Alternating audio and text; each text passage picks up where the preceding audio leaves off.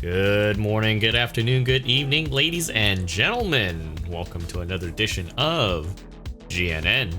Today is September 17th, 2025. And as always, we have a banner night on our hands here.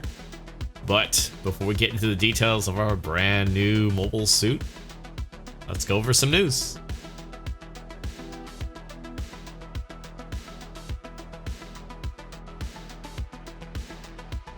Alright, ladies and gentlemen, before we get into our main news, if you haven't figured it out already, or you don't know, Silver Week is already ongoing right now. It's a special campaign that they have for GBO2. That means is we get a free daily special supply drop, which includes 5 stars. So don't forget to log in, take advantage of that. Really cool stuff. It's anywhere from 2 all the way up to 5 stars. Yeah, 5 stars. Sorry, I can count, right? Up to 14 times, so really cool. On top of that, if there's any favorite suits that you have been working on, tuning and everything, we do have a powered up hanger campaign going on right now, which is 3 times for great success rates on the hanger bay, as well as 3 times enhanced values if you happen to get a dupe. So make sure you have everything all opened up, especially if it's a suit that you vibed very well, and definitely take advantage of it. And we do know about the special supply drops for the enhancements and the mechanic tickets. Like I said the last time, this is at your own risk because it does require tokens to pull for these. So I'm gonna leave it at that. Yeah, we have 3 different campaigns going on right now. That's at your own risk. But anyways, here's our main event. This is a suit that I've been waiting for a long time, and I thought they would have came out with this early, but it's only been, what, 4 or 5 years later, right? Anyways, this is the High Mobility Zaku II R3. This is the last iteration of the High Mobility Zaku type in that portion of Mobile Suit Gundam, the original Mobile Suit Gundam. This is technically something that I seen in Gundam Online back in the day, but again, we'll jump into that detail shortly because it is a 3-star suit. We also have a limited supply drop for the, well, I guess you could say it's the full armor Oberon. Not to be confused with the Chobam armor, but yes, the full armor Oberon. Level 1, level 2, as well as its weapons. If you missed out on it, it's, well, this is your chance. I know that suit probably needs a little bit of help there, but we also have a boosted supply drop version for that, a step up guaranteed, which is 7 steps. Of course, the first one being half off, and the special attack support custom part. Like I said, it's kind of at your own risk.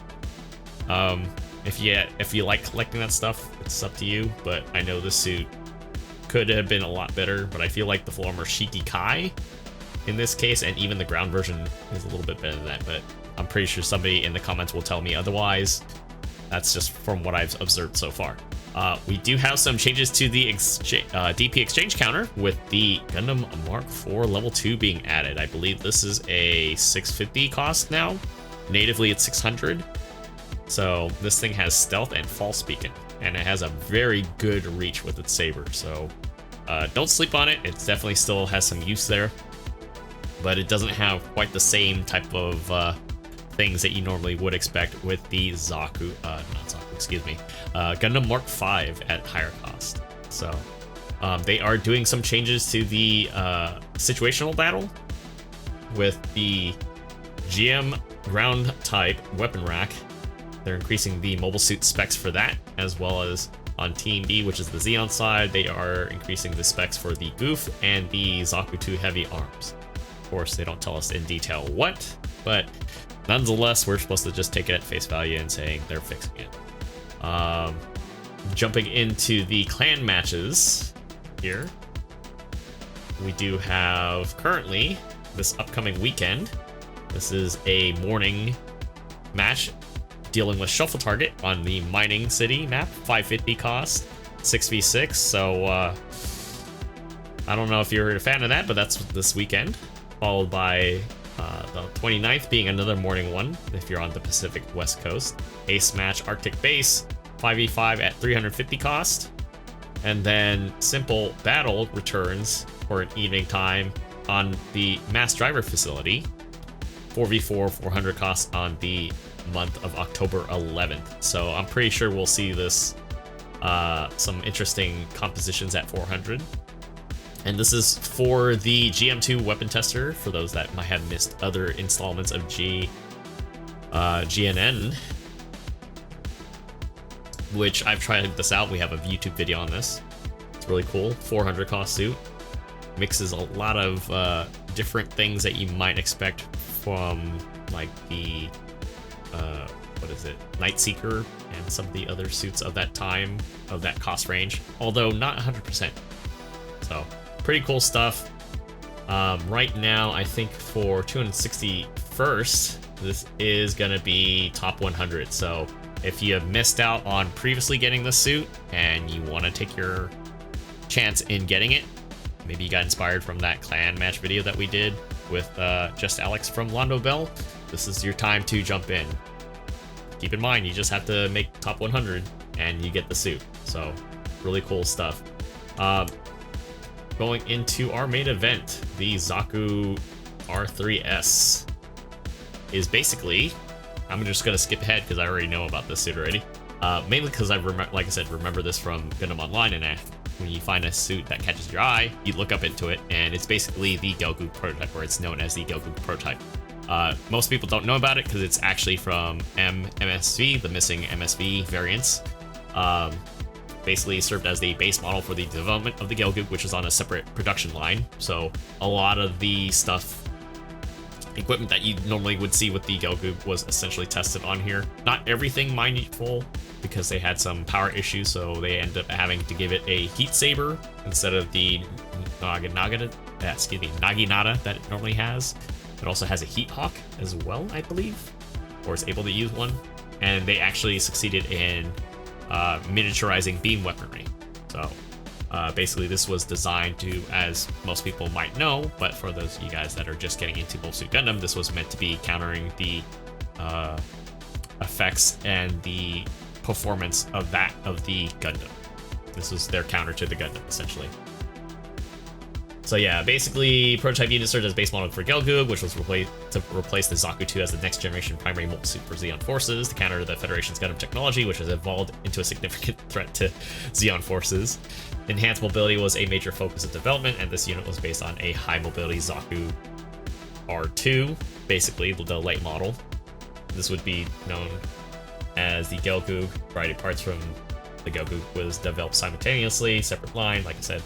Installing new generator provided significant improvement in output, enabling the successful development of beam weaponry in a suitable size for multi use alongside the goal of Zeon forces, but simultaneous operation of multiple beam weapons proved challenging. So the unit was equipped with newly developed beam rifle and reliable heat saber instead. During test operations, this unit achieved victories against Federation forces, and the data obtained was utilized in the redesign of the Gelgoog. As a result, also became known as the Gelgoog prototype. As noted, this suit is able to be used on ground and space. And if you are doing 10 pulls, I don't know if this is Makuve's normal suit. It looks very similar, and it might be. But if you're doing 10 pulls, you get a chance to get the normal suit and the helmet at different times, so just keep that in mind. But yeah, if you want to add that to your collection, definitely keep that in mind. Alright, now that we've seen that, let's get into the details of the actual suit.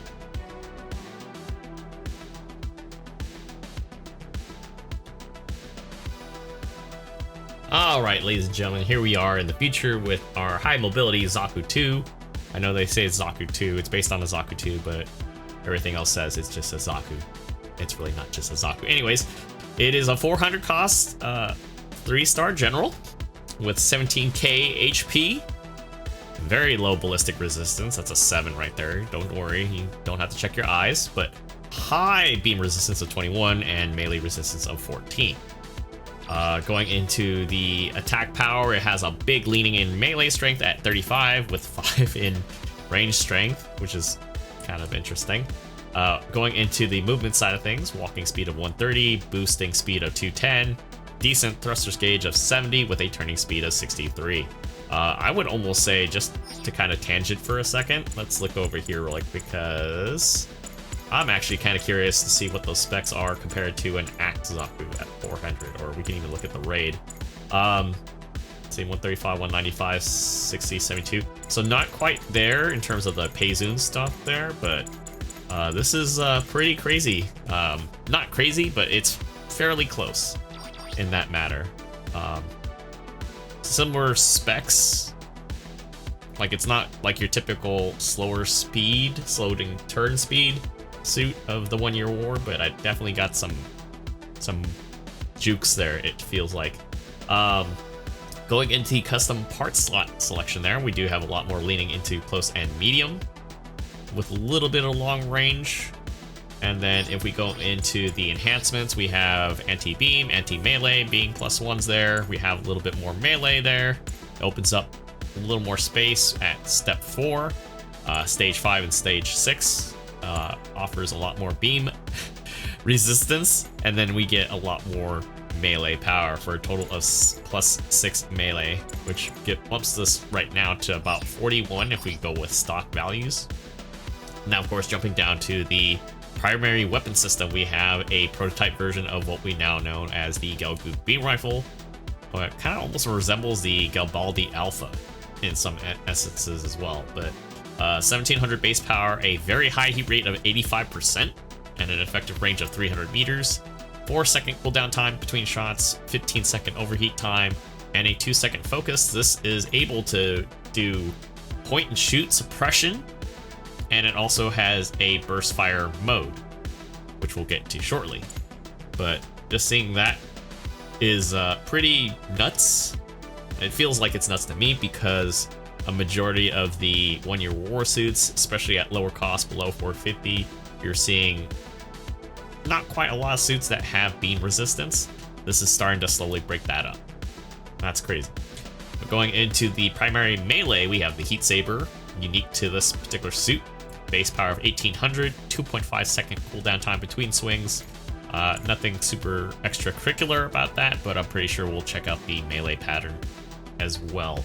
I think this is going to be your reaching platform if you're trying to get a hold of somebody on the opposite team. Dropping down to the sub-weapon category, we have ×2 head Vulcans. Of course, they don't tell us the millimeter measurement, but that's okay. Base power of 90 with 40 rounds capacity. Effective range of 150, which is still pretty decent. No cooldown time, so I guess it's alternating. It's a little confusing in that sense, but makes sense because they're instant, I would imagine. And an 8-second reload time. So it also has ASL and pretty high accuracy as well. Now, of course, this also has a secondary melee, its own unique Heat Hawk to kind of differentiate from the normal Zaku and other suits out there. Base power of 2000, 2.5-second cooldown time, and adjusted for a sub-weapon, this also has a toppling effect. Just reading that gives me RF Zaku vibes. But I'm curious to see if we're going to have the same type of melee pattern or if it's going to be something different. I guess we'll find out shortly. We also have a hand grenade. Now, of course, I can tell people already are going to like blow their minds. Yeah, this has a base power of 3500, which explains why it has very low range strength. But yeah, 3500 is probably going to get mitigated pretty good, but at the same time, this thing's going to slap.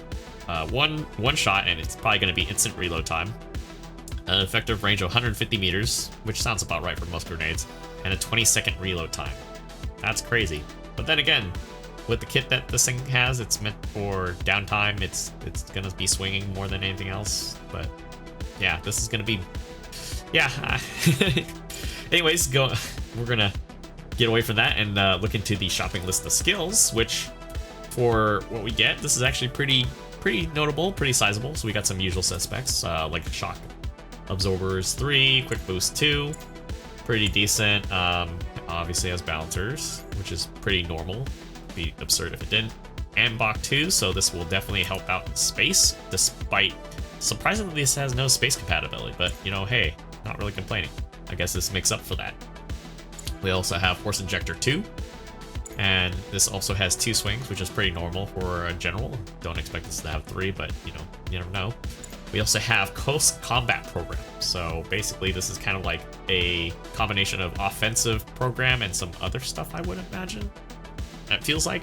But basically, yeah, if your melee weapon is out and you're hit by range attack, mobility is increased. Oh, actually, that's not quite offensive system, but it's very similar. Mobility is increased while stagger is reduced. So that is crazy. Okay, I like how it says, however, when a shield weapon is selected, the skill will not activate. Well, I guess this is kind of like a general statement for everything, since there are suits that use this as well. But yeah, this combined with the fact that you have damage control 1 on this is, oh man, this is going to be a pain in the ass. It's not going to be like unstoppable, but it's going to be a pain in the ass for sure. We also have Overboost 2, which basically nullifies overheating for 10 seconds. So you have unlimited boost for either a quick getaway or maybe that last final hit to go out in a blaze of glory. I don't know. I'll let you guys have your imagination with that. But that's gonna be pretty interesting to see how people pull that off. And then of course, as expected with the Gelgoog line, we also have leg buffers on this. So granted, it's not gonna be the end all be all, especially if you're getting focused down on your legs. But it definitely helps for those stray rounds. So I think there's nothing left to do but to take it into practice and check this out for ourselves. So let's go.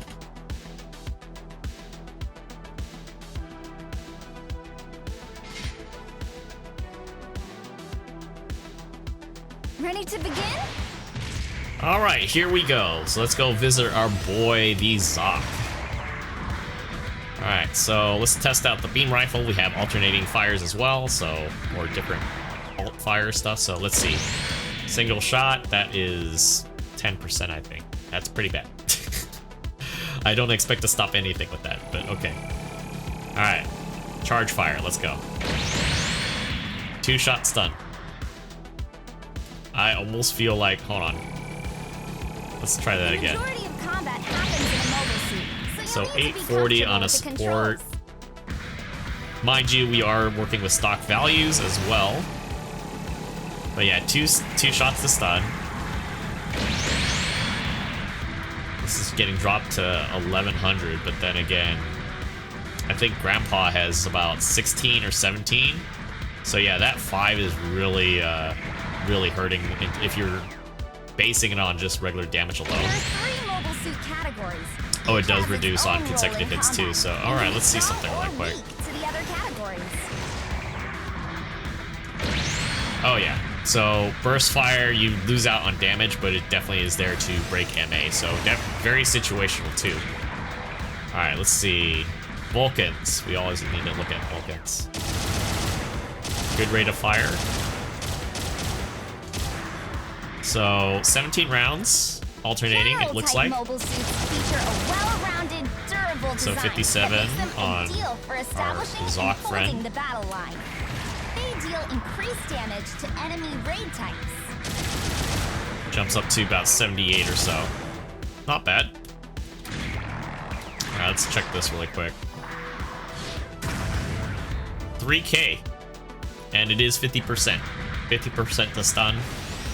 And then you follow it with Vulcans. Oh yeah, that's... During ground battles, damaging or destroying a mobile suit's legs can cripple its effectiveness. Powerful damage and strain on your own legs. Okay, so I messed that one up, so we'll go to our boy the Zaku, but yeah, so just like the RF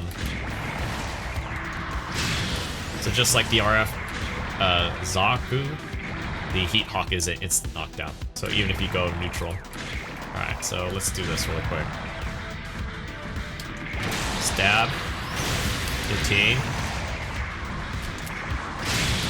3K downswing. Okay, I think I screwed this up. I might be able to have enough time to do everything, but...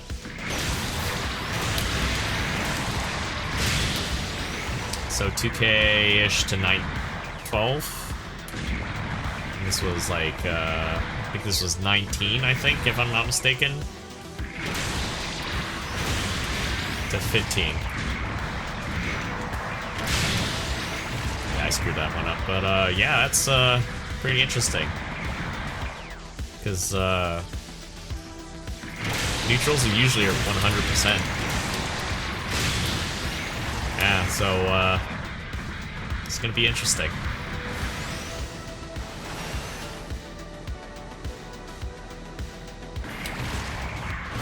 Alright, with overboost, I think turning feels a little better. But yeah, 10 seconds is very 10 seconds is not very long. And then you get that knee thing, yep. So it might be good for a quick getaway or a last minute ditch or something, because yeah, that's gonna strand you for a bit. So I don't know.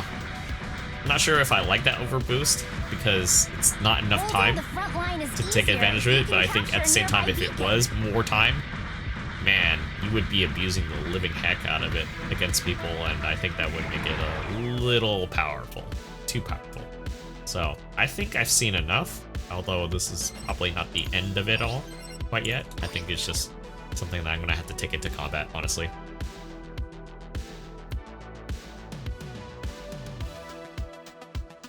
Alright folks, that concludes tonight's news on our new suit, the High Mobility Type Zaku R3, aka the Prototype Gelgoog.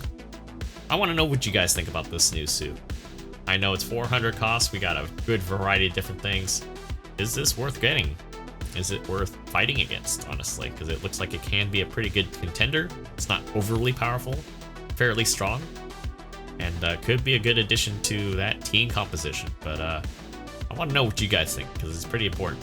Why? Because, well, it's one of the few Zakus that I really enjoy, just because of another game, and because I'm a Gundam fan as well, and the fact that it is the bridge gap leading from the Zaku to what we now know as the Gelgoog. So, with that said, that's it for now, and until next time, guys, I will see you guys all on the next video.